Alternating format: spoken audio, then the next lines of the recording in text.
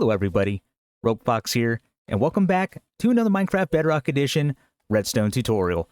Today, we are going to be looking at the basics of Redstone for Minecraft Bedrock Edition. If you've ever wondered how to make secret doors, automatic farms, or just cool contraptions, Redstone is going to be your best friend. This tutorial is going to be beginner friendly, so if you're just getting started, stick around and I'll show you everything you need to know. So, first things first, what exactly is Redstone? Redstone is Minecraft's version of electricity, and you can find it by mining redstone ore like you see right here. Now, redstone ore can be found from levels Y15 all the way down to bedrock at Y-64. And then as you get further down, it'll be more frequent, so you'll have a higher frequency of finding redstone ore at Y-32 down to Y-63. So these are what the ores look like, and when you mine it up, it will drop redstone dust like you see right here. And when you have 9 redstone dust, you can craft them into a redstone block just like this. And in order to mine up the redstone ore, you are going to need an iron pickaxe or better. So down below, I have iron, gold, diamond, and netherite. When you first start out, you'll be starting out with a wooden pickaxe or a stone pickaxe. Unfortunately, that won't be enough. You will have to find yourself some iron ore. And like I mentioned, you will at least need an iron pickaxe in order to mine up redstone ores. Once you have redstone dust, you can start placing it down like wiring, and with it, you can build all types of circuits and contraptions.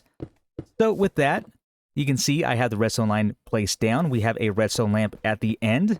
Currently, it is not on because it's going to need a power source. So I'll get to that in just a moment, but just to give you an example, if we throw down this lever and turn it on, you can now see that the redstone is going to be powered, and that wire is going to go all the way down to our redstone lamp and turn it on. As I just mentioned, in order for us to power redstone, we are going to need a power source, and as I just demonstrated right here, one of those power sources is going to be a lever, and as you saw, if we turn the lever on, that powers the redstone, which is then going to light up our redstone lamp, and then it will stay on until we finally turn the lever off, just like that. Next, we have a stone and wooden button, and what this is going to do is give us a quick pulse when we push it. So we push it, the redstone is powered, and then it'll turn back off. And then for the wooden button, the pulse will last just a little bit longer than the stone button will. Next over here, we have ourselves a pressure plate, and there are different variations of this as well, but they all do the same thing. If you stand on top of it, that's going to give us a redstone power source, and then once we step off, it will come back up, and then it will turn off. Now, right here, we have a redstone torch. This is always going to be powered unless it's inverted, and I'll get more into that later, but just to quickly show you what I mean, if we put a lever here, we turn it on, we are powering this block, which is then going to turn off the torch, and as you see, because the torch is turned off, the redstone lamp is now turned off. But if we remove the power source, it turns back on, and this acts as a power source all by itself. Over here, we have tripwire hooks and tripwire. So right here, you can see the tripwire hooks and the tripwire right in the middle. When we go through this, that is going to act as a power source, just like that. And then over here, we have an observer. So what this does, it detects any sort of movement or block updates in front of it. So even if I place a lever right on its face, the observer is going to see that. And just like the button, it's going to give us a quick pulse. And even when I remove it, the observer sees that. You can think of these as eyes, kind of like a face. So it sees it and then sends a pulse to this block and then gives us a quick pulse to our redstone lamp. You can also use a redstone block as a power source. So we have a redstone here, and if we place down a redstone block, that is also going to act as a power source and power our redstone dust. And finally, our last power source we're going to look at is the daylight sensor. So the daylight sensor is going to detect whether it's day or night. Currently, it's set to detect the daytime. So when it's daytime, it's going to give us a redstone output. It's going to power our redstone. It's going to power the block directly below it.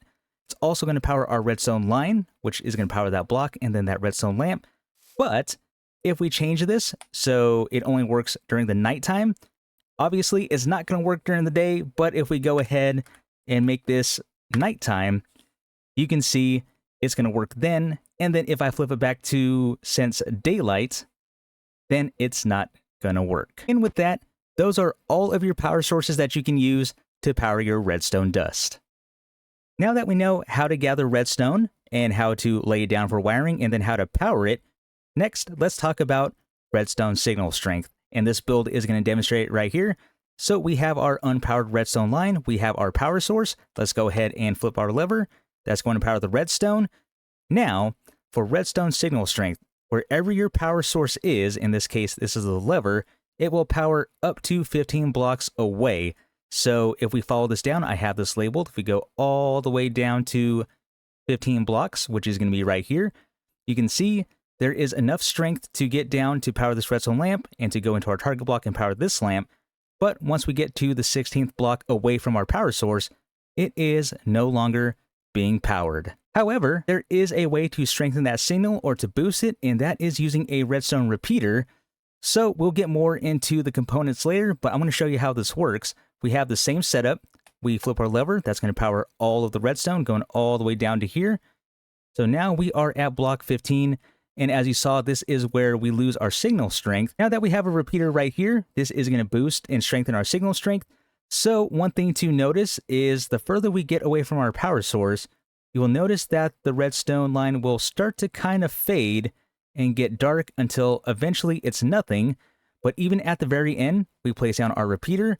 That's going to strengthen, refresh, boost the signal, however you would like to look at it. And it's going to start over from 1 once again, or technically 15. That's the way to look at it. So we have 15, 14, 13, 12, 11, 10, 9, 8, 7, 6, 5, 4, 3, 2, 1, and again, 0, or the 16th block away from the power source. And for the most part, redstone dust can be placed on top of blocks that have a flat top surface like you see right here. So if I flip the lever, you can see the redstone is being powered across all of these blocks, and I'm able to put the redstone dust down. However, it's not necessarily true for every block that has a flat top. For example, we have a leaf block here. If I try to place down redstone dust, it's not going to allow me to do that. And then we can't place dust on low slabs, wall blocks, stair blocks. Even though we do have a upside down stair block, it will work on that, but not in the regular direction. We have a chest we can't place anything on. We just open it up, and even if I try to crouch place it, nothing will happen. And trapdoors, you can place redstone dust on top of it, but if we power it, it's just going to break it off. So there's really no point in putting anything on top of trapdoors. And of course, there are different ways to wire up redstone. So the examples I have given so far are just straight lines. But if we zigzag this, for example, it will do exactly the same thing until we get down to our signal strength of 0, or the 16th block away from the power source. And we can also go up using glass blocks. So if I turn this on, you can see the redstone line is carrying all the way up to the top. So to our 15th block here, or our signal strength of 1.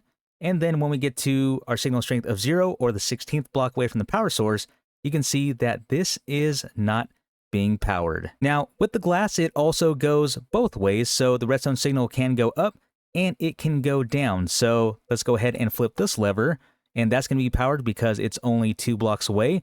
But if we go all the way down, you can see that this is now being powered. But if we come back up, just to give another demonstration, if we are 16 blocks away from our redstone lamp at the bottom, we can flip this lever. This is going to be powered all the way down to here. And then you can see that it cuts out with a signal strength of 0, or the 16th block away, and our redstone lamp is not being powered. You can also use slabs to bring the signal up, but you cannot use it to bring the signal down. So let me demonstrate that for you. If we flip the lever, the redstone line is going to carry itself up these slabs like you see here and power our redstone lamp. And once again, once we get to the 16th block away, we have 0 signal strength, so that is not going to be powered.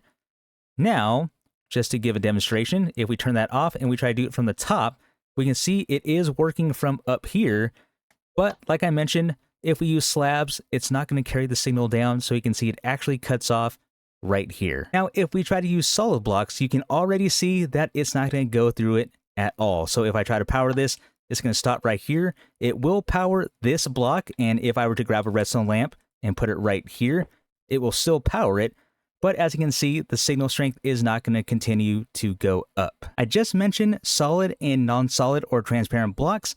So with that, with a solid block, we are able to use our power source and power our redstone, and then we can take a signal out from here. Now, if we try to use our power source on a non-solid or transparent block, you can see here that it is not going to work. And the same goes for our demonstration that we had earlier. So we had our redstone torch, which is powering a solid block, which is going to power our redstone lamp.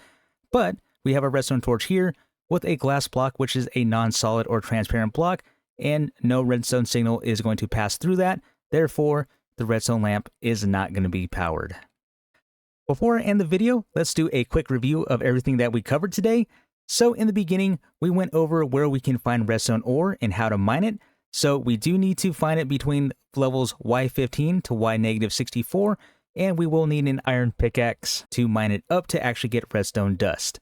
Once we get redstone dust, we can lay it down just like you see here, and then we also covered the blocks that you can and cannot place redstone wiring on. As we make our way down this way, we cover our power sources like our levers, our buttons, our pressure plates, redstone torches, tripwire hooks, observer, daylight sensor, and redstone block. And then at the end, we did cover how far the redstone signal strength will go. So from the power source, it starts at 15, and as we make our way down, it goes all the way down to 0. And you will also notice that the redstone dust will start not being as bright until we get to the end where it's just not lit up at all. And on the 16th block, or redstone signal strength of 0, we actually lose our redstone signal strength. But we also covered that if we want to keep that redstone signal strength going, we can place down a repeater like you see here, and then it starts over again from 15 signal strength all the way back down to 0. And finally, we've placed down how we can actually lay down our redstone dust, so it doesn't have to be a straight line. We can go vertical like we see here with the glass blocks. We can also go vertical with slabs, but remember, it will not be powered down from slabs, but it will be powered down from the glass blocks.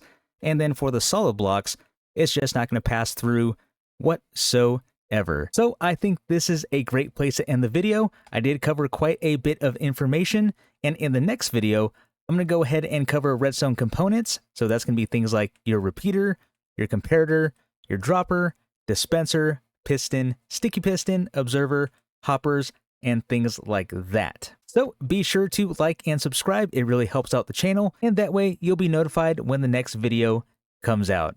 With that being said, everyone, this is going to be the end of today's redstone tutorial. I really hope you all enjoyed. This has been Rogue Fox, and I will see you in the next one.